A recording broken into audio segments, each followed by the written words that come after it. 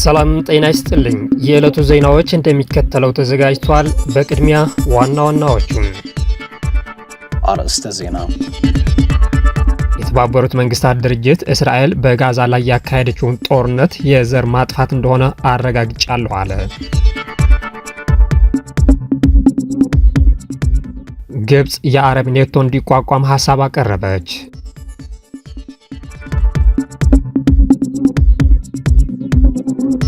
የአሜሪካ ኤምባሲ በኢትዮጵያ የጉዞ ማስጠንቀቂያ አወጣም።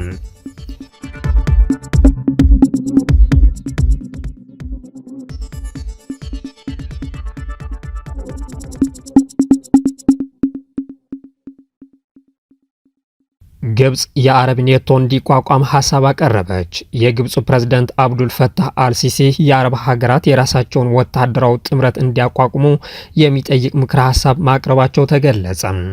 አልአክባር የተሰኘው የሊባኖስ ጋዜጣ ባቀረበው ዘገባ ግብጽ ይህንን ምክረ ሐሳብ ያቀረበችው በመካከለኛው ምስራቅና በአፍሪካ ቀንድ ለደህንነት ስጋት የሆኑት ጉዳዮችን እየጨመሩ መጥተዋል በሚል ነው። የአረብ ሊግ በንግድና ኢንቨስትመንት ላይ ትኩረቱን ያደረገ ተቋም መሆኑን የገለጸችው ግብጽ በመሆኑም ለተፈጠረው የደህንነት ስጋት መፍትሄ እንዲሆን ወታደራዊ ጥምረት እንዲፈጥርም ጠይቃለች። ይህም እንደ ኔቶ አይነት ወይንም የአሜሪካ የአፍሪካ ኮማንድ ፖስት አይነት ቅርጽ እንዲኖረው ማለቷን ዘገባው አስታውቋል። ግብጽ ይህንን ሀሳብ አሁን ታነሳው እንጂ እቅዱ ከዛሬ 10 ዓመት በፊት በአጀንዳነት የቀረበ ነው። በመጋቢት ወር 2015 ማለትም የየመን እርስ በርስ ጦርነት በተነሳበት ወቅት የአረብ ሀገራት የራሳቸውን ወታደራዊ ጥምረት ለመመስረት የሚያስችል ሀሳብ አቅርበው የተወያዩበት ቢሆንም በጥምር ኃይሉ ስልጣን ላይ መስማማት ሳይችሉ መቅረታቸው ይታወሳል። አሁን የግብፁ ፕሬዝዳንት አጀንዳውን በድጋሚ ያቀረቡ ሲሆን በጉዳይ ላይ በዶሃ እየተካሄደ ባለው የአረብና ሙስሊም ሀገራት ጉባኤ ከተገኙ መሪዎች ጋር እየተወያዩበት እንደሚገኙ ዘገባው ገልጿል። ፕሬዝዳንት አልሲሲ በዚህ እቅዳቸው 22 የአረብ ሀገራት የጥምረቱ አባል እንደሚሆኑ ግምታቸውን ያስቀመጡ ሲሆን እያንዳንዱ ሀገር ካለው ሀብት፣ ህዝብ ብዛትና ወታደራዊ አቅም በመነሳት ወታደሮችን ገንዘብ እንዲያዋጣ የሚል ሀሳብ አስፍሯል። በመነሻነቱም በአዲሱ የአረብ ጥምረት ኃይል ውስጥ ግብጽ 20 ሺህ ወታደሮችን ለማዋጣት ፍቃደኛ መሆኗን መናገር ላይ መሆናቸውን ዘግበዋል። የተባበሩት አረብ ኤሚሬትስ የሶማሊያ መንግስትን የፑንትላንድና የጁባላንድ መሪዎችን የፖለቲካ አለመግባባቶችን ለመፍታት እየሸመገለች መሆኑን ተሰማም። ከተባበሩት አረብ ኤሚሬትስ የወጡ መረጃዎች እንደሚያመለክቱት የሶማሊያ ፌዴራል መንግስት የፑንትላንድና የጁባላንድ ክልላዊ መንግስታት መሪዎችን በማሰባሰብ ለረጅም ጊዜ የቆየውን የፖለቲካ አለመግባባት ለመፍታት እየተሰራ ነው። የጁባላንድ ፕሬዝዳንት አህመድ መሐመድ ኢስላም አህመድ ማዲቦ እና የፑንትላንድ ፕሬዝዳንት ሳኢድ አብዱላሂ ዴኒ የተባበሩት አረብ ኤሚሬትስ እንደሚገኙ መረጃው ጠቁሟል። የተባበሩት አረብ ኤሚሬትስ በድርድሩ ላይ የሽምግልና ሚና እየተጫወተች ሲሆን ይህም ለዓመታት የዘለቀውን ግጭት ዘላቂ መፍትሄ ለማምጣት በማቀድ መሆኑን ተገልጿል። ያልተረጋገጡት ዘገባዎች እንደሚያመለክቱት የሶማሊያ ፌዴራላዊ ፕሬዝዳንት ሐሰን ሼክ መሐሙድ በኳታር በተካሄደው የእስላማዊና የአረብ ሀገራት የመሪዎች ጉባኤ ላይ ተሳትፏቸውን ካጠናቀቁ በኋላ ወደ ተባበሩት አረብ ኤሚሬትስ እንደሚሄዱ ይጠበቃል። አለመግባባቱ የህገ መንግስት ማሻሻያዎችን፣ የምርጫ ሂደቶችንና የመንግስት ተቋማት አስተዳደርን ጨምሮ በተለያዩ ጉዳዮች ላይ ያተኮረ ነው ተብሏል።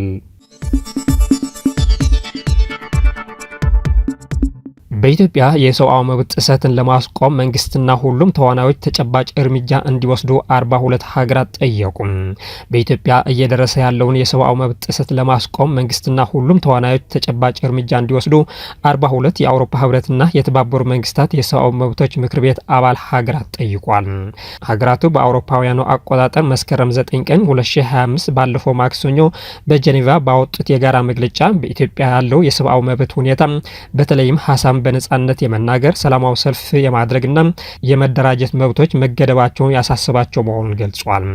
ለአብነትም በገለልተኛ መገናኛ ብዙሃንና ጋዜጠኞች ላይ እየደረሰ ያለው ማስፈራራትም ስጋት እንደፈጠረባቸው በመግለጽ ለነዚህ ክስተቶች ግልጽ የሆነ ምርመራ እንዲካሄድ ጥሪ አቅርበዋል።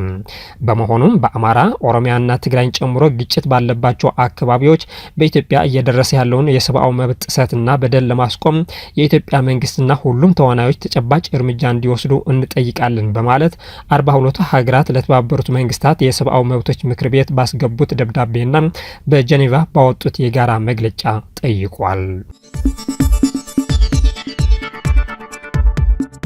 የተባበሩት መንግስታት ድርጅት እስራኤል በጋዛ ላይ ያካሄደችውን ጦርነት የዘር ማጥፋት እንደሆነ አረጋግጫለሁ አለ።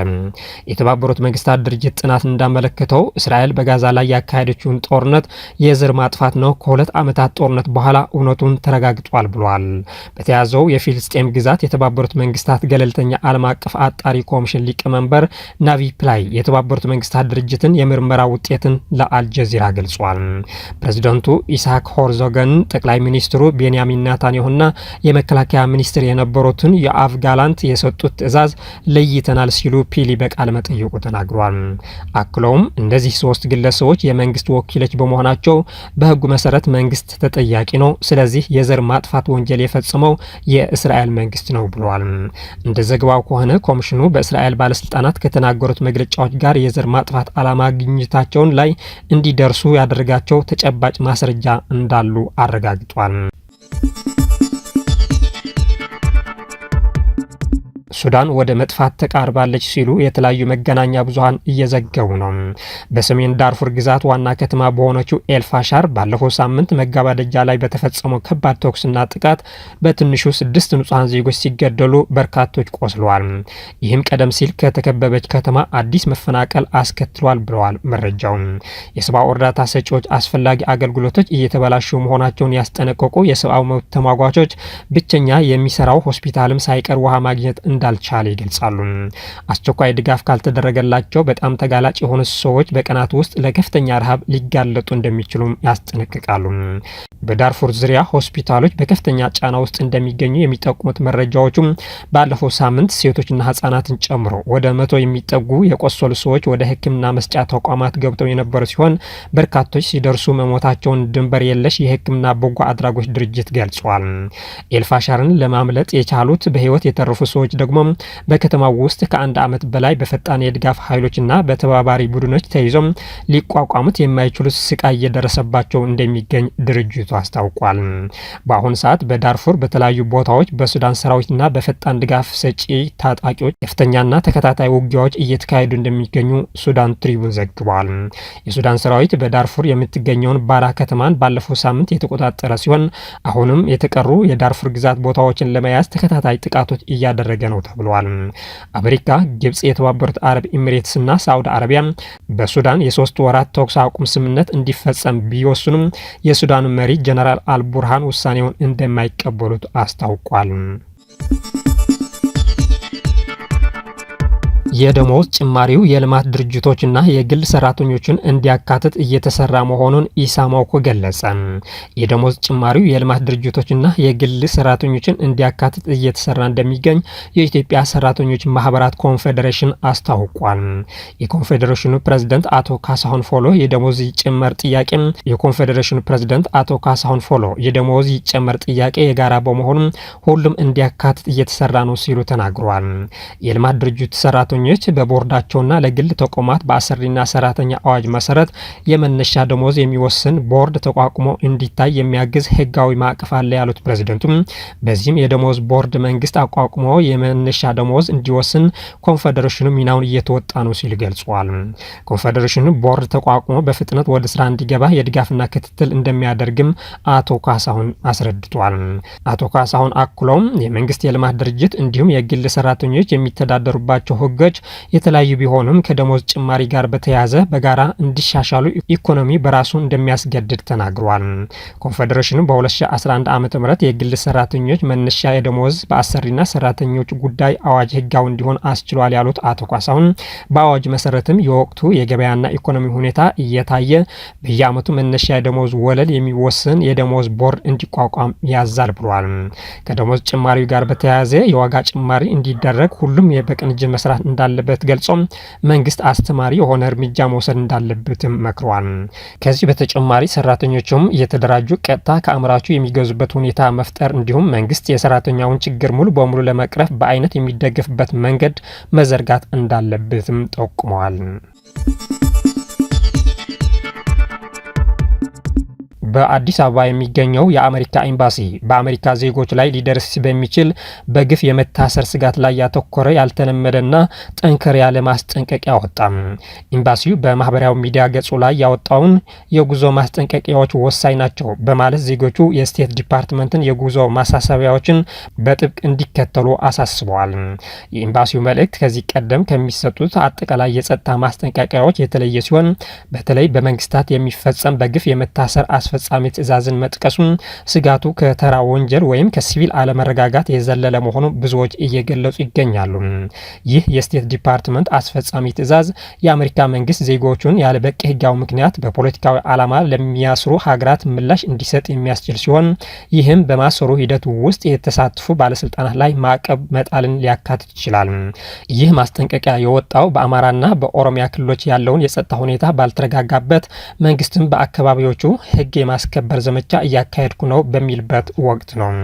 በእነዚህ ሁኔታዎች ውስጥ በተለይ የኢትዮጵያ ትውልድ ያላቸው አሜሪካውያን ዜጎች ወደ ክልሎቹ ሲጓዙ በቀላሉ በተጠርጣሪነት ሊያዙ እንደሚችሉ ስጋት በመኖሩ ነው ተብለዋል። የኤምባሲው መልእክትም እንዲህ አይነት እስር በአሜሪካ መንግስት እንደ በግፍ መታሰር ሊቆጠር እንደሚችል የሚያስጠነቅቅ ነው። የኤምባሲው መልእክት በአሜሪካና በመንግስታት መካከል ሊኖር ስለሚችል የዲፕሎማሲ ውጥረት ፍንጭ የሚሰጥ ሲሆን ወደ የትኛውም ሀገር የሚጓዙ አሜሪካውያን ከፍተኛ ጥንቃቄ እንዲያደርጉ ግልጽ ጥሪ አቅርበዋል።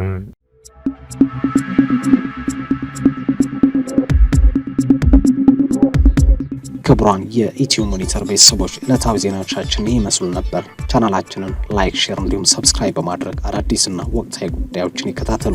ሰላም።